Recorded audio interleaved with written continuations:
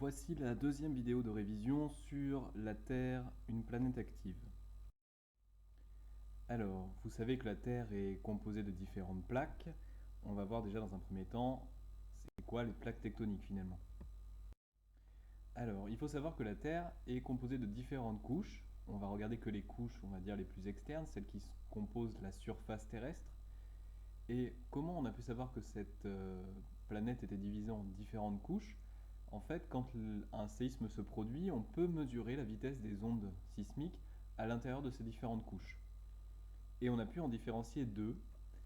Euh, une première qui s'appelle la lithosphère et une qui est située juste en dessous qui s'appelle l'asténosphère. Sur ces différentes couches, on a dans la lithosphère une vitesse des ondes sismiques qui est en moyenne de 4,8 km par seconde. Alors que dans la sténosphère, la vitesse est beaucoup plus faible, elle diminue de 4,8 à 4,2 km par seconde. Ce qu'on sait, c'est que les ondes se déplacent plus vite lorsque le milieu qu'elles traversent est rigide. C'est comme ça qu'on a pu déterminer que la lithosphère était rigide, puisque les ondes sismiques vont plus vite, alors que la sténosphère est ductile, puisque dans celle-ci, les ondes se déplacent moins vite.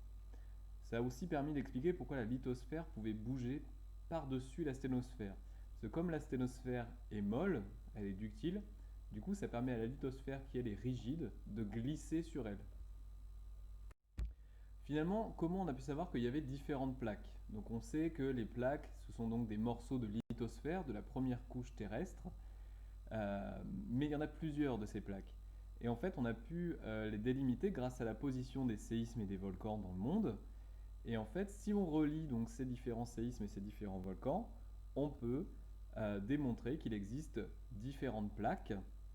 Voilà, donc par exemple, si on regarde, euh, il y a la plaque nord-américaine, donc qui compose les États-Unis et le Canada, la plaque eurasiatique, celle sur laquelle nous nous situons. Et ces plaques, elles sont en mouvement les unes par rapport aux autres, et elles sont, on va dire, soumises à deux types de mouvements. Donc sur la carte que vous avez ici, on voit justement ces deux types de mouvements. Si on prend l'exemple de la plaque américaine et de la plaque eurasiatique, elles sont dans ce qu'on appelle un mouvement de divergence, c'est-à-dire qu'elles s'éloignent l'une de l'autre pour former du coup des nouveaux morceaux de plaques. On va voir ça juste après quand on va regarder ce qui se passe dans les zones de divergence. On a aussi un autre phénomène, par exemple si on regarde au Japon, là dans ce cas-là, les plaques ne divergent pas, elles convergent, c'est-à-dire qu'elles ont un mouvement qui les rapproche l'une de l'autre. On va voir aussi ce que ça crée dans la suite de cette vidéo. Donc justement, que se passe-t-il quand les plaques divergent? Donc on va regarder plus précisément donc, entre la plaque eurasiatique et la plaque nord-américaine, donc à un endroit qui correspond en fait à une zone où il y a eu une grande expédition scientifique. On a vu la vidéo en classe, c'est l'expédition Famous. Et donc qu'est-ce qu'il y a finalement à l'endroit où les plaques divergent? Donc ce qu'on observe en fait, c'est ce qu'on appelle une dorsale. C'est une chaîne de montagnes sous-marines qui est liée justement à une activité volcanique qui va créer justement des nouveaux morceaux de plaques et entraîner le mouvement divergent, c'est-à-dire que les plaques vont s'éloigner l'une de l'autre pour laisser justement la place à des nouveaux morceaux de plaques.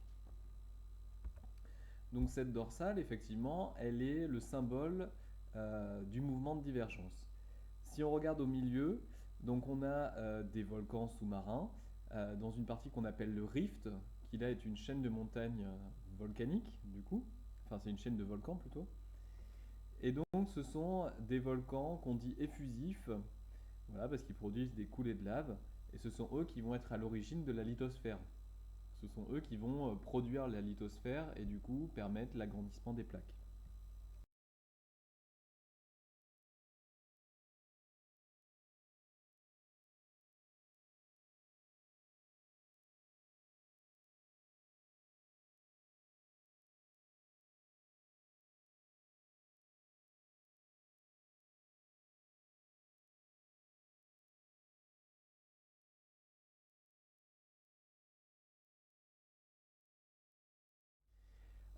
Si on regarde à un endroit émergé de la dorsale, comme par exemple l'Islande est en fait une partie de la dorsale qui se situe au-dessus de l'océan. Et ce qu'on voit, ces caractéristiques des volcans effusifs.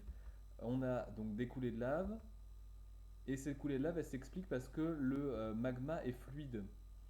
Ce magma est très fluide, ce qui va lui permettre de couler, du coup, quand il va se retrouver à la surface. D'ailleurs, je vous rappelle la différence entre magma et lave. Le magma, c'est en profondeur dans la chambre magmatique, il contient les gaz, alors que quand le magma va remonter à la surface et perdre ses gaz, là on parlera de lave.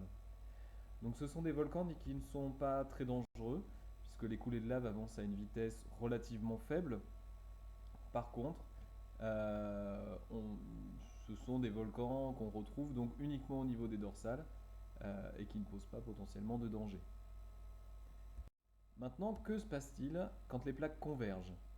Alors quand les plaques convergent, comme par exemple au niveau du Japon, on va regarder cette zone-là, on a formation de ce qu'on appelle une fosse océanique. Et donc cette fosse océanique, elle est vraiment le symbole du phénomène de convergence. Ce qu'on observe aussi, c'est à la fois cette fosse océanique et de l'autre côté de cette fosse, on se retrouve avec un relief un petit peu important, souvent qui vont former des îles, le Japon étant lui-même une île issue de la fosse océanique. Alors le type de volcanisme dans ces endroits, ce sont des volcans explosifs, donc voilà, qui vont produire de grands nuages de cendres. Ici, on observe le mont Saint-Helens aux États-Unis. Ce sont des éruptions qui, elles, sont beaucoup plus dangereuses, qui vont à la fois produire des nuages de cendres et aussi ce qu'on appelle des nuées ardentes. Des nuées ardentes, ce sont des grandes coulées de gaz mélangées avec des cendres qui sont très rapides, qui vont à des très grandes vitesses et qui sont donc à très haute température. Là, on en voit une qui dévale des flancs des volcans. Ces volcans sont beaucoup plus dangereux que les volcans effusifs. Autre chose qui est important à comprendre, c'est que dans ce type de volcan, le magma est visqueux. C'est pour ça, ça va créer un bouchon dans la cheminée volcanique. Au moment où les gaz vont être en trop grosse quantité, que la pression va augmenter, ça va finir par éclater et du coup entraîner l'explosion et l'éruption du volcan. Ce qu'on peut aussi observer dans ces zones, c'est ce qu'on appelle donc des lahars, ce sont de grosses coulées de boue. C'est surtout quand les cendres vont se mélanger du coup avec l'eau des rivières ou même avec certains glaciers qui pourraient se trouver au-dessus des cheminées volcaniques. On fait un petit résumé pour expliquer à peu près tout ce qu'on a vu dans cette vidéo. Donc, on a à certains endroits des mouvements de divergence, c'est-à-dire que les plaques s'écartent l'une de l'autre.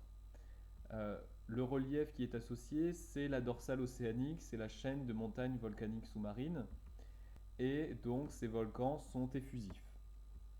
On a dans d'autres endroits, par exemple comme au Japon, un mouvement de convergence. Là, les plaques vont on va dire, s'approcher l'une de l'autre, et une va finir par passer sous l'autre. Ici, on le voit, on a une plaque qui passe sous l'autre, c'est ce qu'on appelle une subduction. Donc là, le relief associé, c'est la fosse océanique, et les volcans, ce sont des volcans effusifs. Ici, on a donc la lithosphère qui est rigide, c'est elle qui va se déplacer, c'est elle qui compose les plaques, et en dessous, la sténosphère qui elle est molle, et du coup qui va permettre le mouvement des plaques sur elle. Donc ici on observe 3 plaques différentes. Voilà pour cette deuxième vidéo sur ce chapitre. J'espère que vous allez bien faire vos révisions, que vous aurez tous des bonnes notes au contrôle. Bon courage à vous!